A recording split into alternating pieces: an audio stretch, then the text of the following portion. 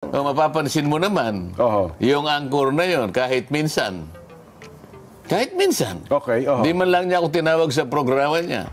Kung sino-sino na lang, hindi ko naman minamaliit yung mga taong nakausap niya na paulit-ulit na eh. Siguro yung mga iba, 10 beses niya nang nakapanayam. Pero ako ni mismo. Gaya ng mga ibang mga nasa television. Opo. Ha? Napakadali kasi ng trabaho nila eh. Ang trabaho lang nila magtanong eh. At saka magparatang. Minsan, Pero kahit kailan, itong mga ito, hindi pa sila nalagay sa kalagayan na sila naman ang tinatanong. Nako. Di ba? Parang nahihinuha ako na kasi, yan. kasi tinangka ako na naipatawag. Doon sa ABS-CBN hearing nung kaniyang renewal. Opo. Ayaw pumunta. Magaling lang sila, mag-imbita na sila pag tatatanungin ka sa programa nila. Pero pag silang inimbita mo... Yung mga anchor ba tinutukoy nyo, Sen? Mga anchor din nila? Anchor ba yung tawag doon? Anchor po ang tawag doon. Broadcaster, announcer. Yan, yung mga yan. Nang kanilang napag-aralan lang at nagkaroon ng kasanayan, ay yung magtatanong ka lang. Pero alam mo, pati pagtatanong alam mong may pagka-personal Kasi kung ikaw anchor ka dyan, kailangan mabigyan natin ng konting emphasis ito. Pag anchor ka at ang tinatalakay mo yung sinasabi nating public affairs, makikinabang ang tao dito Sapagkat lalong-lalo na kung alam nilang ikaw ay matagal na dyan sa profession na yan. At kilalang-kilala ka Opo naman, Mapagkakamalang ka na napakagaling mo.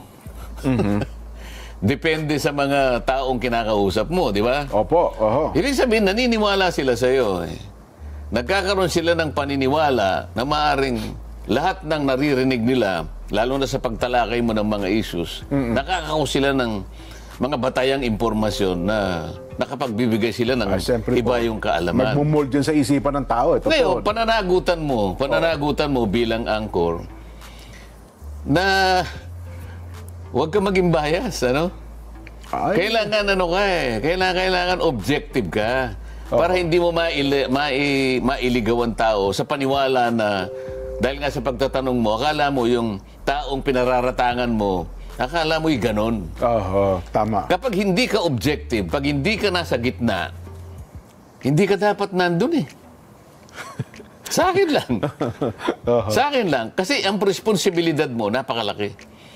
Kumbaga, public property ka na Totoo po naniniwala sa'yo, nakikinig sa'yo ang tao. Na yun Tama. Kasi kung sino-sino lang, halimbawa, biglang gumawa ng programa si Saito. Di ba? Opo. Palagay ko, hindi naman magagalit sa atin si Saito. Baka walang makinig kay Saito Mga 3 siguro nakikinig. Pero sila, halos pag nakitang ganyan, nakikita mo talagang makakapag-influence. May mga followers po talaga. May followers sila. Kaya kailangan maging objective ka o kaya ipakita mo na pwede kang maging independent-minded.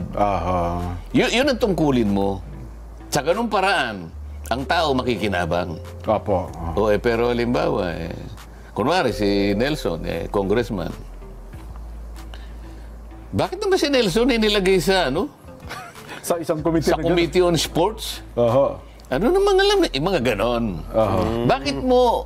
May side comment pa. Bakit mo naman miminosin naman ang kakayahan? Ba't kilala mo ba si Nelson, si Congressman Nelson? Hindi mo ang kilala Diba? Rin kilala niya sa pangalan, pero yung katauhan at kakayahan niya, baka hindi niya alam. Tingnan mo yung balat ni Nelson.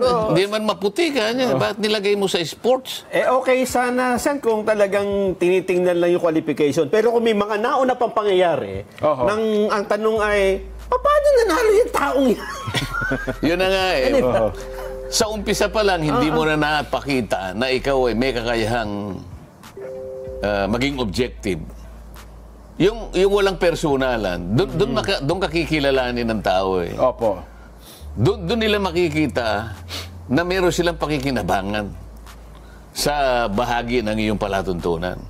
Pero antimano na ipakita mo na bias ka sa tao na yon. Pinipersonal mo na kagad. Pinipersonal mo kagad.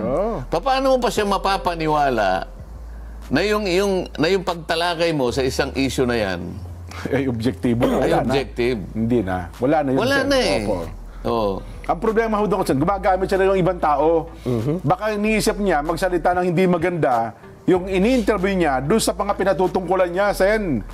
May ganun leading questions. Oh. Mapapansin mo naman, yung anchor na yon kahit minsan. Okay, Hindi man lang niya ako tinawag sa programa niya. Kung sino-sino na lang, hindi ko naman minamaliit yung mga taong nakausap niya na paulit-ulit na eh. Siguro yung mga iba 10 beses niya nang nakapanayam. Pero ako ni mismo. Ako nakikita ko, anino ko lang, natatakot na yun eh. Yan ang sinasabi ko sa inyo.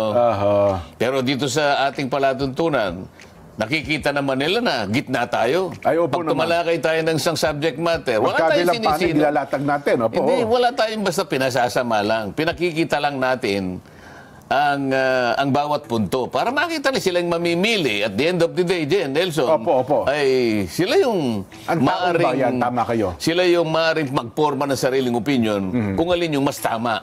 Totoo. Yung ito o yung ganyan. Yun naman talaga obligasyon ng media, no, son, di ba? Sa ating profesyon ang trabaho natin maglatag ng magkabilang panig. Kaya nga, tuwan-tuwa ako at mabuti nasabi niyo yan eh. Opo. Naisip ko tuloy.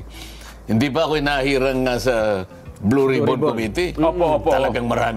Maraming nagsisay. Yung lang text na tinanggap ko Aba, yung sabi niya, congratulatory, yan talaga ang bagay sa'yo. Napakarami ng gano'n, ano? Opo. Yan po ang inaasahan namin. Talagang palagay po namin marami pong talagang maitutuwid na mga ganapan, lalo na po yung mga katiwalian. Kami po yung masaya. Marami ito, Jen. Totoo po. Alam mo, ang aking problema ngayon kung paano ko sasagutin ng mga text messages. Nasagot ko na yung 400 kaninang madaling araw. Meron na naman 300 na dumating. Walang katapusan na pagsagot ng mga text messages. Kaya nga, tataka ko nabanggit ko. Kaya nga, tataka ko, bukod tangisan yung anchor na binabanggit mo, ang talagang hindi niya matanggap sa halip na tignan mo na yung trabaho ninyo, performance niyo. Kaya nga, kaya nga nung binanggit ni Nelson, natuwa ako, naalala ko tuloy. Wala silang pupuntahan ngayon eh. Okay. Dinahirang akong Blue Ribbon. Naalala mo yung 2 malapad na dyaryo? Opo. Tuwan-tuwa ako eh. Nung umagang gano'n, kasi yung mga dyaryo, nilalagay nila sa, meron kaming lamisita doon sa labas, doon nakalatag yun. Yung 2 dyaryo na yun, yun ang una kong makikita pag lumabas ako sa umaga. Akalain mo for the first time din? Headline ako. Nilagay po. Hindi ako makapaniwala, Jen. Siya, hindi totoo ito. Ako lang mag-isa natatawa ako. Akalain mo, hindi na rin nila nakuha na baligtarin ang mga pangyayari. O kaya hindi ba lamang bagitin ang pangalan niyo? Hindi ba nung una tayo nagtatalo rito at pinag-uusapan kung kinakailangang sikilin nila yung katotohanan. Yung una natin pinag-uusapan. Ngayon, yung 2 dyaryo, walang magawa tayo. Pati litrato ko dyan nandun.